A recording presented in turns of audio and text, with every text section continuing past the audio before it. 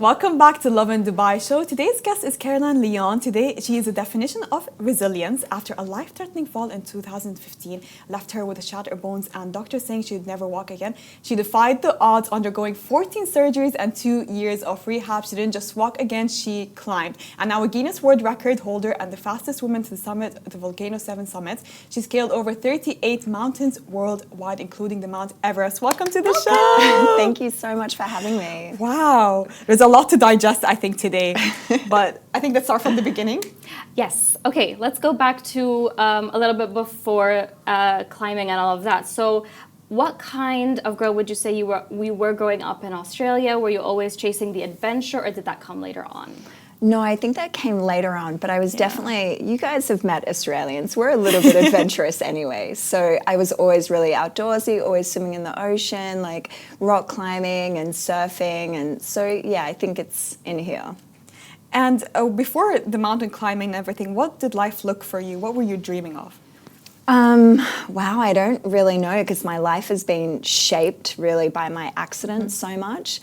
But I think before I was just really casual, just like everybody else, just, you know, like trying to have a good life and traveling and very chilled, not like it is now, I promise.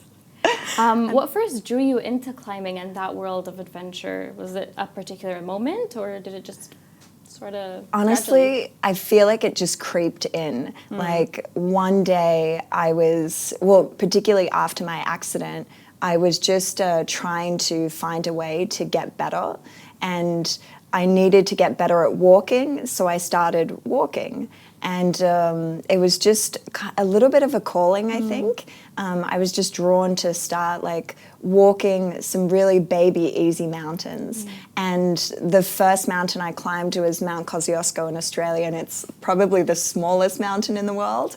It's so little, but when I got to the top, I just felt amazing. I felt really like energized and inspired, and I was like, oh my God, I can do this. That means I can climb more. And then they just got bigger and bigger and bigger until Everest. So the accident happened in 2015. Can you tell us what happened exactly? Yeah, so I was on an outdoor rock climbing wall, and unfortunately I wasn't harnessed. And as I was climbing up, I got to the very top. I put my arms over the ledge and looked out into the horizon. And then as I started to come down, I lost grip of the peg and then just plummeted. It was maybe about 10 to 14 meters, and then I landed on the gravel, like sand, gravel, earth. And yeah, then my life changed completely after that. Oh my God. Do you remember it? I was awake the whole time. Oh my God. Yeah. It's really intense. But really interestingly, I know it sounds very morbid, being awake whilst your whole body is broken underneath you. But I was surprisingly very calm. I just remember listening to the beating of my heart, and I just felt like I was hypnotized by it. So I was listening to the beating of my heart, and everybody around me was panicking, going crazy, because my right foot was actually completely out of my body. So it was intense, but I was really calm, just breathing, and I knew that something was really wrong because I could see blood all around me, but yeah, it was... God gave you strength that day. Yeah. I think we all have that strength inside us when things go really, really wrong. We have the strength and the resilience to like realize the state that we're in, and then just to like pull all our resources together to get through it. Did this happen back home? No, it happened here, yeah. And I was really fortunate that when the ambulance came to collect me, they took me straight to Rashid Hospital. Obviously, I wasn't in a position to talk to the ambulance people. No, what hospital are you going to take me to? Yeah. So I just ended up there, and I didn't realize that they were one of the best trauma hospitals around. And yeah, they obviously saved my life and reconstructed me. And yeah, I had a lot of surgeries. 14, reconstruct both my feet, my pelvis, my spine, my pubic bone, yeah. How would you describe the recovery process like? Very long, very long, and hard, really hard. But I think, again, like I was saying to you, when things really go wrong, I think that we all have the resources within us to get through it. It's never easy, but I think that's life, right? Exactly. I don't think any of us are spared from the suffering that comes with living, whether it's in one way or another. Was there any moment during the rehab period that you felt like, I'm exhausted going through this, I just want this to be over, I'm so tired of this? Or were you always kind of, no, I can pull through, I can pull through? Oh no, I was the total opposite. Every day I was like, I can't do this. Every day I would wake up and I would think, oh my gosh, like just looking at the state that I was in, I couldn't even sit up. I couldn't like go to the bathroom. I couldn't have a shower. I needed 5 nurses to turn me over and just to change my nappies. Like, it's crazy. Every day I would wake up and I'd think, oh my gosh, I can't do this. But what's really interesting is that I think everything comes in these really baby steps. You get over one little thing, and then you get over the next little thing, and the next little thing. And if I look at the whole thing, I have no idea how I did that. But if I look at like all the minute, like the micro aspects of it, I can do that. Like I can sit up today. I can like let the nurses change my nappies. I can like eat. So the little things. It's very morbid, I know. No worries. I was like, what helped you be motivated to wake up in the morning to say like, I can do this, I can recover, I can go back to how I used to be? What gave you that push? I think, to be really honest with you, at the very beginning, I did not have that within me, but all the people around me were there, like my family, my friends. Like, I'm really lucky. I had some very beautiful friends that were there every day. And so when I gave up, they were like, no, let's go. So I didn't really have the opportunity to fully give up because there were always people around that were supporting that process and saying, no, like, you can't give up, and yeah. Yeah, it's so important to have such a supportive system around you. Like, it really helps with tough times. You've gone from being told you would never walk again, right? To climbing some of the highest peaks on earth. So how do you feel about that, such a turn of events? It's really strange because, like I said before, it just creeps up on you. So I was just doing one mountain, and then when I finished that, I felt so good that it was like the next mountain, and then the next mountain, and then the next mountain. And then before I knew it, I was like, oh my God, I'm climbing Everest? What? Wow. But there was definitely a turning point. I think not last year, yeah, it would have been last year. So I had climbed the volcanic 7 summits, and at that point I still thought that, oh no, I'm not a mountaineer, I can't do all of this stuff. And then last year I climbed Denali, which was one of the highest mountains in North America. And it's meant to be a really hard mountain, supposedly harder than Everest. And when I climbed it and I finished it and I got to the summit, I thought to myself, oh, maybe I'm not as bad as I think. Like, maybe I can do this. And I think that was the real turning point in me actually believing in myself, because prior to that, I didn't really believe in myself. I was just like, oh, I'm going to go climb the next thing. And in the back of my mind, I always thought that I would fail at everything, and that was okay because I was still recovering. So it was okay to totally fail at everything. But then after this mountain, I was like, oh no, I didn't fail. Oh, I must be better than I think. So that was a real kind of turning point. So after experiencing an accident like this, a lot of people say that you would have a bit of trauma and you would try to avoid climbing mountains ever again. How would you describe the first feeling of climbing your first mountain after fully recovering from the accident? Were you scared, or were you feeling hopeful? Or what made you go like, I can finish this, I can climb this mountain? It's a really good question. At the very beginning, there was definitely a lot of trauma. Like, I would go to a balcony and I would have heart palpitations and I'd start sweating, and like my body would be shaking just by standing close to a balcony. And at the very, very beginning, I would just breathe through that. So I would talk to myself. This sounds crazy. Caroline, you're okay. Just, you're not going to fall. Just breathe. The balcony's safe. There's walls. It's a building. Those types of silly things. And the more that I did that, the more the fear dissipated. So eventually I was standing on a balcony and I wasn't afraid anymore. And the same thing happened with the mountains. At the beginning, I was afraid all the time. But it kind of came twofold. Like there was a lot of fear, but then when I got to the summit, I felt great and felt exhilarated and alive again after feeling dead for so long. So it was a double-edged sword. I knew that there was all this fear and ickiness to walk through, but at the end, it was like a pot of gold. So I would talk myself through all the fear until I got to this place where I felt amazing again. And over a period of time, the fear got smaller and smaller and smaller and smaller and smaller until I didn't really have a lot of fear left, which is really nice. What not to freak out. That's so impressive. It's actually so inspiring. I wanted to ask, so usually there's a lot of prep work that goes into before climbing something like Mount Everest. Did you have like specific training before doing something like that, or did you already have a lot of experience climbing mountains from before?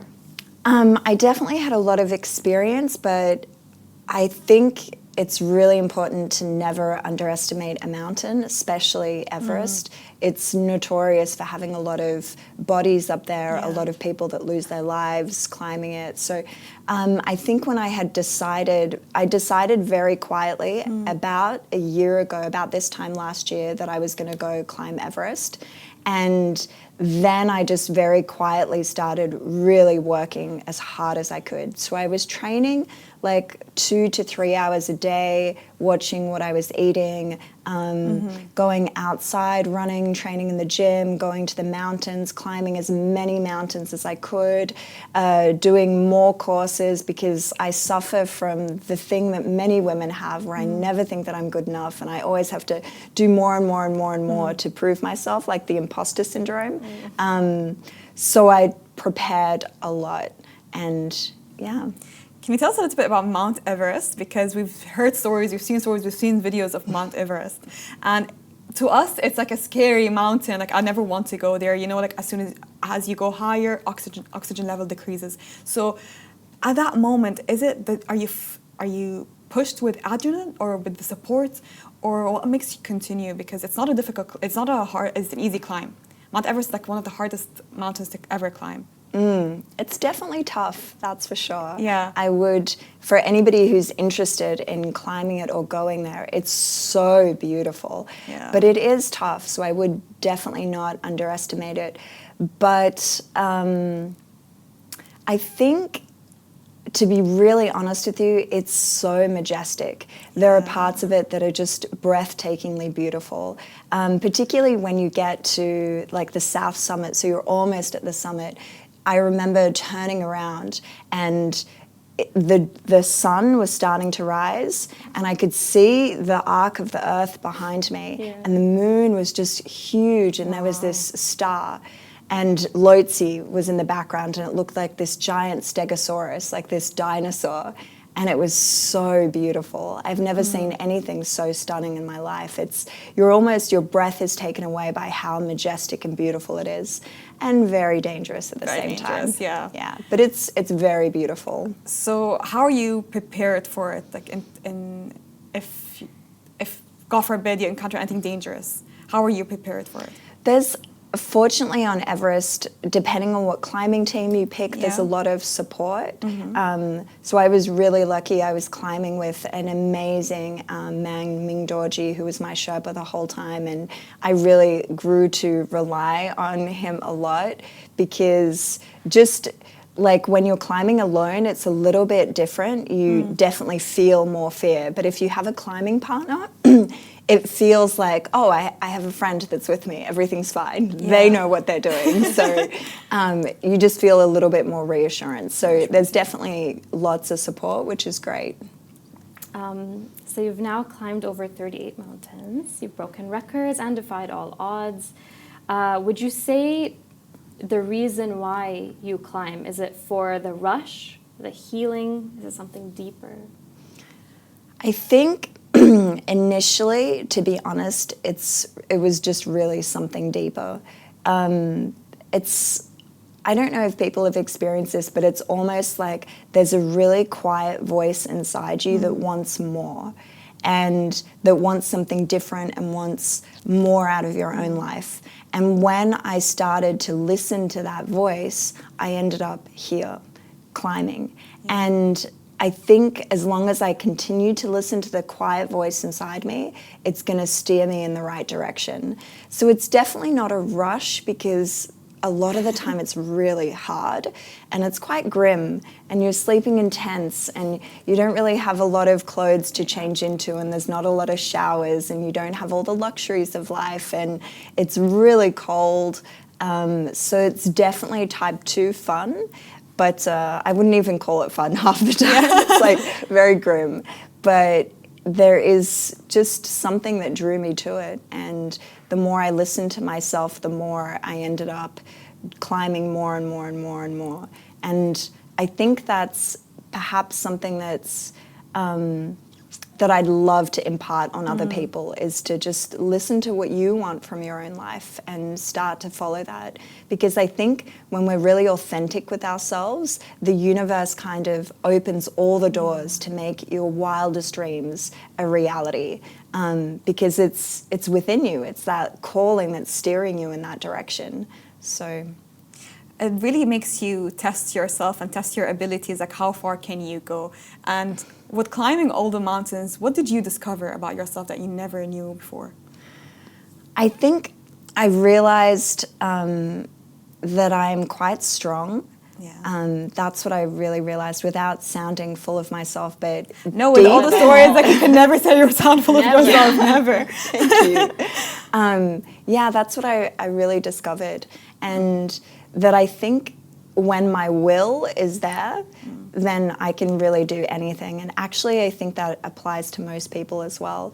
There has to be this sense of alignment, and this is what's really beautiful about what I do, and hopefully other people can learn from that too, is that when your heart wants to go somewhere and your will wants to go somewhere and your mind wants to, you can achieve anything that you really want. And I've been really fortunate enough to, obviously very tragically and in a very hard way, learn that lesson for myself, that I learned what I really wanted to do with my life. That was, my heart was calling me there. And then when my will and my mind came along, I learned how to walk. I started climbing mountains, and then obviously Everest. Everest, the hardest climb. Exactly. We want to know what's next for you. Do you have any specific goals that you want to reach now? Yeah, do you know what was really interesting? Something that I saw on Everest that really kind of changed how I saw the mountains was the amount of rubbish that was up there. I took some videos and posted them on my Instagram because it really was so shocking to me. I had this idea that I was going into this pristine environment and it was so beautiful. And when I got there, some of the camps were full of trash. And it was just so sad because the mountains are so beautiful. And then, especially walking into Camp 2, I did this video of all the trash. There was broken tents, oxygen bottles, there was pans and pots and rubbish and rubbish and rubbish and rubbish, like hundreds and kilos of rubbish. Even up on Camp 4, which is 8,000 meters, so now you're in the death zone, there was hundreds of oxygen cylinders, trash everywhere. And I think it really disturbed me a little bit, and so I think probably my next project would be to try and clean some of that up. Hopefully, and to give back and leave the environment a lot cleaner than when I saw it. And if people want to reach you, how can they find you? On social media, so Instagram, my handle's caroline.d.leon. Caroline, thank you so much for sharing your story this morning. You really turned something traumatic into something super positive. You gave us that push, you know, like we should never doubt ourselves. Thank you, Farah Makhlouf, for joining me on the show. And this brings us to the end of the Lovin Dubai show. Thank you so much for tuning in. We go live every weekday at 8:30 a.m. So come watch us. Bye-bye. Bye.